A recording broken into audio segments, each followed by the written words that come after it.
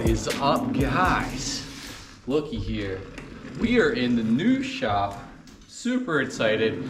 I know it's been a minute since I put out a video for you guys, and it's because I've been busting my ass getting this shop together, guys, and it's still not there. Today's video is going to be about us finally getting this KX65 on the dyno. I did some work to it the other day, put some gussets and stuff in it. I'm gradually going to put some walking planks and make it look a little more appealing. Today's video is going to be us just getting this KX65 on the dyno, jetting it out for you guys, just showing if you get a bike, you never know how much you're losing power, or you may not know how close you are to blowing that thing up. Let's give you guys a little shop tour. I still have a lot of stuff to do yet, and then we're gonna get into running this bike on the dyno. You're gonna wanna stick around because I got something cool for you guys. All right, check it out, guys. Here we are. It's not the biggest shop, but it's all the bigger I need. Anyhow, guys, just a 24 by 24 by 10 and 10 foot 4. Shout out to Pioneer Pole Buildings in Pennsylvania. I think South Central Pennsylvania. Shout out to them. They did an awesome job. This is not sponsored or anything related. Yeah, so that's who I grabbed up. I have some family that went with these buildings, and they liked what they saw, and I kind of liked what I saw. So that's why we went with them. Wasn't cheap, but it wasn't too bad at the same time, guys. But she's done. Super excited that I can actually work and move around several pieces of equipment at the same time. We got plenty of benching. That's what we want, guys. And you know, so got the shelving and stuff to get in here and get built yet, get this place insulated a little bit. And then also it'll create not only, you know, good, you know, opportunity to heat this place, but also be a little bit more respectful to the neighbors with having kind of a sound barrier here. But here's the KX65, guys. I got new software, and I want to tell you guys, for throwing this all together at a rather low cost compared to, you know, $15,000-$20,000 for you know, a dyno that you would buy, and that's just an inertia dyno. And that's, I mean, they're putting brakes on these things now, and you can tune them a lot better ways with the brake setup. Anyhow, but this works for me, guys. Very accurate inertial dyno setup. I did everything the cheapest way I possibly could with doing tons and tons of research. But anyway, this is not about the dyno build. If you guys want to see a video on how to build this dirt bike dyno, just drop a comment. Maybe I'll make one. The reason I really haven't thought about making that video yet, because it's still rather embarrassing, and I want to make this thing a little bit more appealing and a little bit more stable. So when I put bigger bikes on here, I don't have to worry about them being a little sketch. And we got more stuff coming to the dyno too, guys. So that's why I'm kind of hitting the brakes on that. So I'm going to put more inertia on this thing. But anyhow, shout out to WMI. They're not in the States. I don't know where he's from, but anyhow, he took the Simple Dyno, which is a free software off the internet, and revamped it. And I got it from him before I had to do a run, get off the bike, save it, recreate a file, go through all this pain in the ass process. And now it's just like boom, boom, boom. A lot of cool settings on this. We got the display screen up here so y'all can see all that a little better, guys. But basically what I'm gonna do, guys, is make this video, okay? You buy a bike, all right? And this happens all the time. We bought this. It was pig rich when we bought it. Not a problem. If you're wondering why you're fouling plugs, well, you might want to jet your bike. But anyhow, we bought this bike and it was pig rich. Probably borderline fouling plugs, honestly. It was running really, really rich. And so I was like, we got to tune this thing. Finally did, and it made a lot more power. And we're going to show that in the dyno today. And I'm sorry for the lengthy video, guys. I know I haven't seen you guys in a minute. We're going to show what power this thing had with the jetting it had when it came in. And then we're going to switch to the proper jetting, guys, and just show you guys the difference on the dyno. We'll see what this 65 puts down. It's got a Gold Series fatty FMF pipe on it. So we're probably going to have a little bit more pep there a little bit, guys. Without further ado, let's get into it, guys.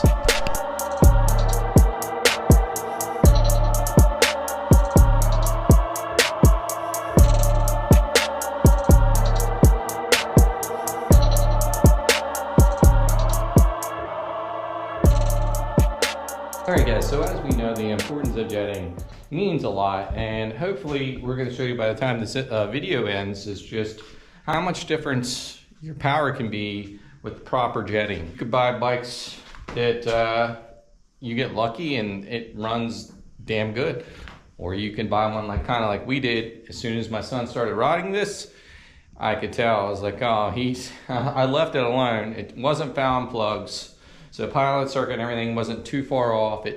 It kicked and started and idled all day when we first got it, so that was all good. It just was way fat on the main jet. But back here, take a look at some jetting and give you an idea of what we're about to do on the dyno today, guys. I'm a little coffeeed up, guys. I definitely need some more lighting up in here. But guys, I'm gonna show you guys real quick the jetting we're gonna do on this bike today. Here's our Mikuni style jets. Now, I ain't gonna lie, some of these are aftermarket, and any of you guys out there to chime in here or know what you're doing or been here, done that, you'll probably know right off the back from looking at these jets. I have had absolutely no trouble with these Chinese jets. Now, keep in mind, if you see this video and you buy a set and you slap it in your bike and your bike blows up, it's not my fault.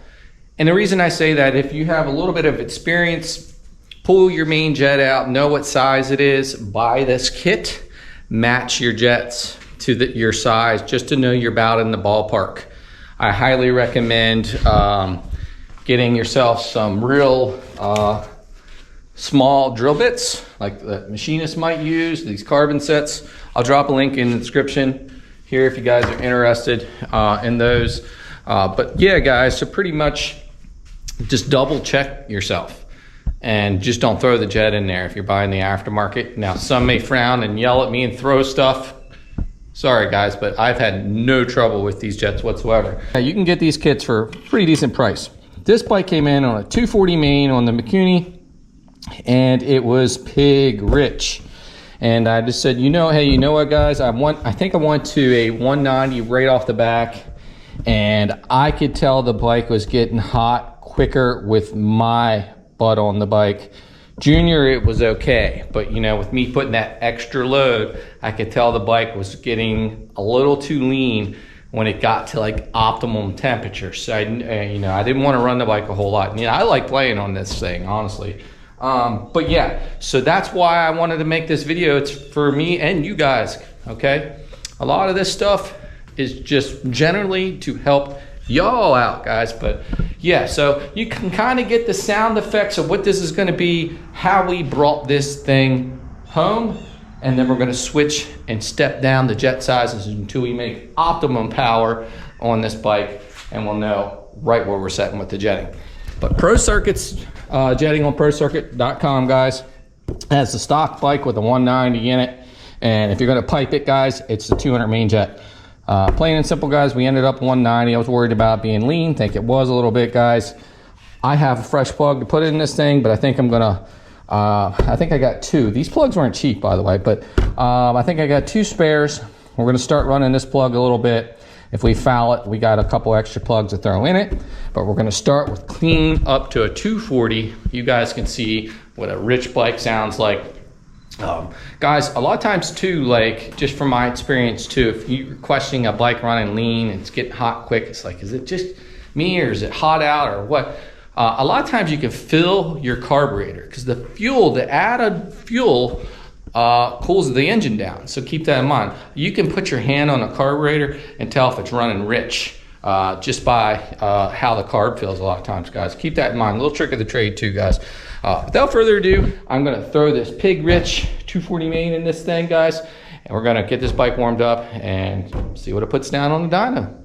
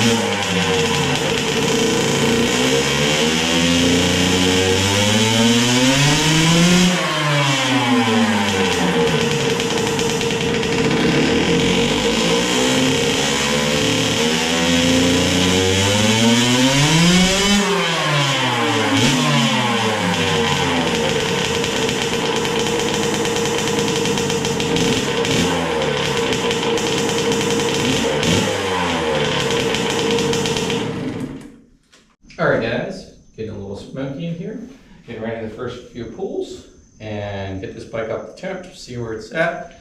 On a 230 main, guys. I looked at the jet that wasn't here, I said 240, it was a 230 main jet. Let's see what kind of power it puts down on a 230 main.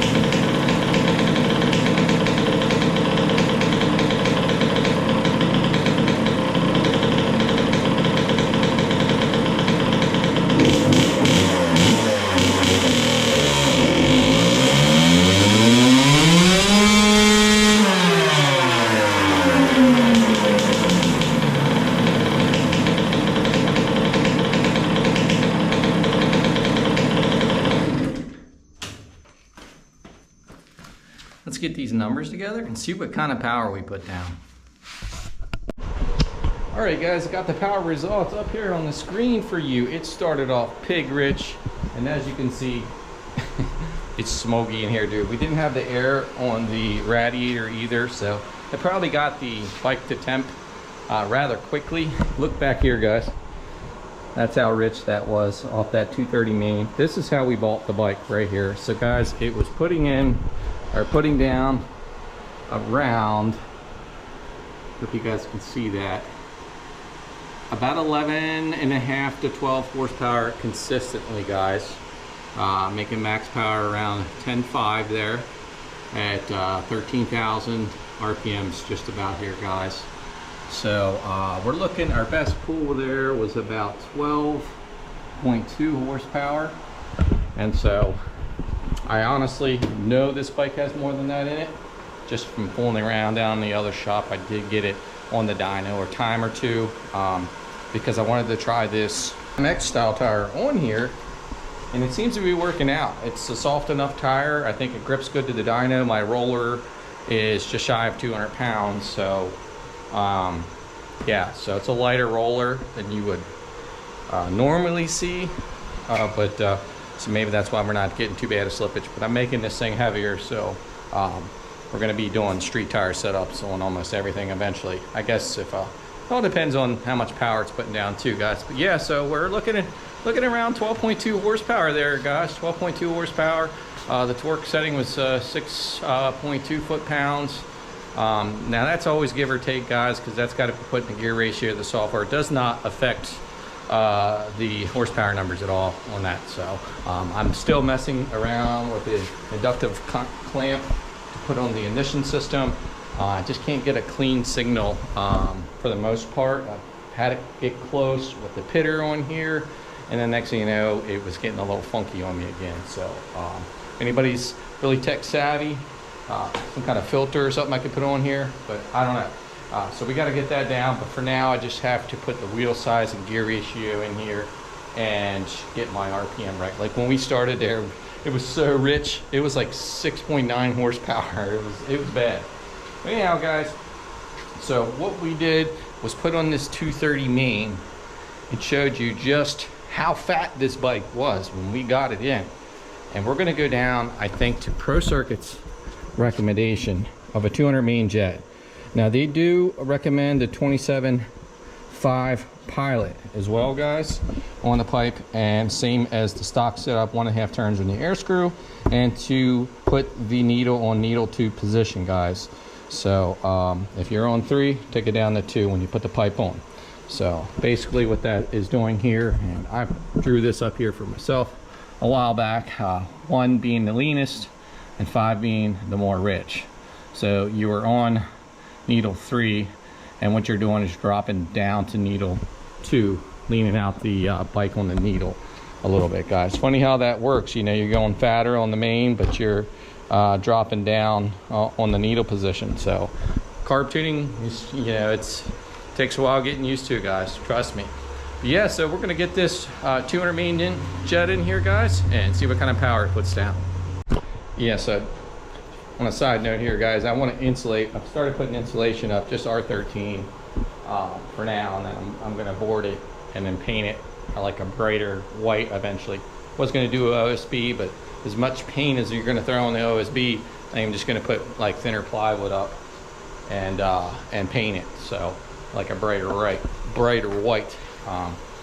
But yeah, so that's the plan, and I'm getting the insulation on this side first, just so the neighbors don't hear what I'm doing so much. So that's the main focus, to get all that insulated, because we did put the shop kind of centermost portion of the property. I could have put it away a little further, but this was the best location for not paying an astronomical amount in excavation. So again, I'm going to pause the video for a second, guys, just to say thank you for this new software package. It obviously wasn't free, but anybody looking to make a dyno and sees this video and see some of the past videos and are curious how I did it, simple dyno software is what you can get off the internet for free. This gentleman took this, created his own version of it, and I imagine spent a lot of hard work doing so. WMI, look him up on Facebook. I'll put a picture right here so you know what he looks like, and you can purchase this software for a pretty good price. I was going to get a whole package deal for probably around 1,200 bucks. And I thought, well, we're already here with all this. And I kept, I seen another gentleman's video based out of Florida. And I was like, you know what, that does look cool. And I seen the guy himself that built this running it. And with the older software, which I still run on the chainsaw dyno, I would like to get this put on the chainsaw dyno as well, guys. But it works so much better because you can do back-to-back pulls. You can get in there now and do all kinds of cool stuff that you can't do on the basic simple dyno, guys. Shift star will take you back to this kind of platform here. He made it like with all these badass gauges. Got on here, helped me out. It's WMI dyno, guys. He even helped me with putting the picture of my son there on the project RM85, guys. And I'm just going to share this real quick because I think this gentleman deserves a shout out. Like, you got all your injection, 4-stroke, 2-stroke setting there. Obviously we're running the 2-stroke, guys. And if you do a simple inertia dyno setup like this, all it is putting your gear ratio, wheel diameter, and all your inertia specifications off your roller, and get this hardware set up, which is not very hard to do, guys. Obviously I didn't learn all this myself. I'm not good with electronics. I'm okay with electrical and stuff like that. Okay with electrical, but 2-stroke stuffing, he has a video out there where he built a dyno, and that's 100% where I learned all this stuff. Now there was, sorry, camera died. But yeah, so I learned a lot off his channel and getting on there and seeing, and I think he upgraded his package deal too, which I was so close to doing. We're gonna hold off now since I'm really liking this software. It sucks that I really can't get a direct RPM in there, so it takes a little bit longer on the setup. But if you start keeping track of wheel size and all the bikes you're putting on there, you just check your RPM when you run it, and the Dyno software will do the base. Will do your base RPM, engine RPM, predicted engine RPM, pretty much off the settings you provide, the wheel size and gear ratio. So I thought I'd throw that in there, guys. Sorry if you guys thought I'm a little too windy on this video, but had a lot of caffeine. But no, I know there's people out there wanting to know this stuff. So without further ado, let's get back in the video. Let's bump this down to a 200 main and see what kind of power difference we make here, guys.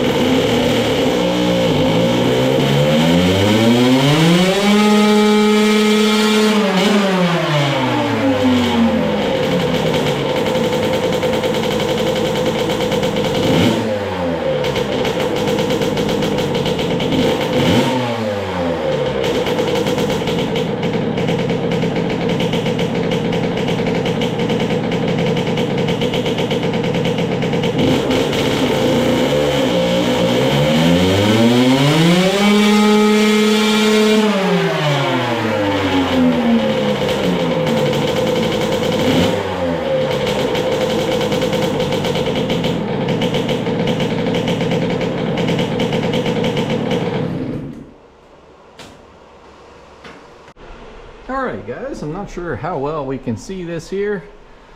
We made about the same power range here at 11.5 horsepower, so we did have 11.7 there with the 230 main. One thing I want to explain here, you can see that the 230 main was just in the red curve here, just a little bit more spicy on that, but not by much. 11.5, 11.7. I think we had one like around 12ish with each of these, but I wanted to put this up just to show very quickly. Now, as you could see, Look at the front side difference. This solid line here is our torque curve, and this is our horsepower reading. Look at the front side. Yeah, we're not much difference up here at peak power and peak torque. And you can feel that on the bike. It wasn't that much difference from going from this 230 main to the 210 main. Now, bike temps and all that, it could have been warmed up a little more, give or take here with the second pull, guys. I don't want to run the snot out of this thing right now, just until I get this shop insulated a little better, just for the neighbor's sake here. But the front side is killer. And you could feel that, guys. You could feel that, like, on the dyno, you can 100% feel it. Like, at the dip in the bottom here was even worse, as you can see in the graph, on the pull that made more power. Look how this just pulled right up through. This pulled right up through here, and this hit like a really big dip. So our down low to up high hit was even better, not moving the needle, okay? I think this is already on needle 2 position, guys, so it's a little bit leaner setting than what they call for stock 2. So that makes a better response probably too in this. But you know, you're looking at about a 12 horsepower bike to the rear wheel on this KX65. And if you question some of my shorts and stuff in the past, and horsepower numbers, guys, it's not always about what the horsepower number is. I did have my dyno wheel specs change ever so slightly to get me into the ballpark. Once I got it all up here and was moving stuff, I figured that out on my mass settings for my roller.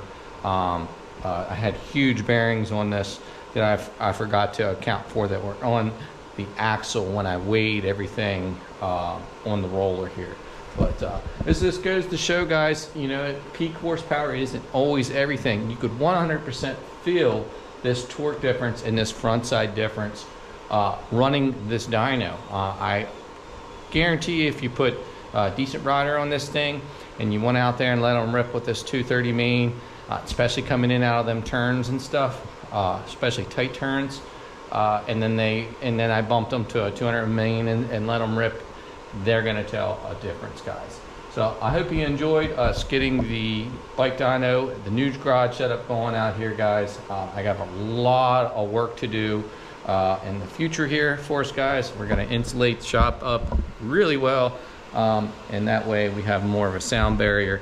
And then I also want to put an exhaust fan in here in the near future too, guys, to kind of extract all this out of here. I don't know if I'll keep using the exhaust extraction or not. Yeah, guys, sorry about that, but yeah, so more videos to come, guys. We're gonna get more stuff done around the shop here. The graph here, guys, you know, you can see the difference here on the front side pull, guys. You can see that very easily there. You know, I am going to go ahead and print this and put it up on my post board, guys, and we're gonna keep a file. Obviously, I'm not gonna have them all over the shop. I'll eventually put them in a folder or something, guys. But you can see right here, yeah, peak didn't make much difference here, but the big front side gain, and all those didn't come on too far apart there, and then boom, look at the difference right there, guys. So it's not always gonna be horsepower numbers you're looking for. And it made a cool video, like 15.5 horsepower from the change in jetting, but you know, it doesn't always work that way. So keep that in mind, guys. Dynos are cool and all, especially when you're putting some bolt-on parts or even doing some machine work and stuff yourself, and you want to see what kind of differences it makes. Well, this is key. This is paramount, especially for tuning the bikes, guys.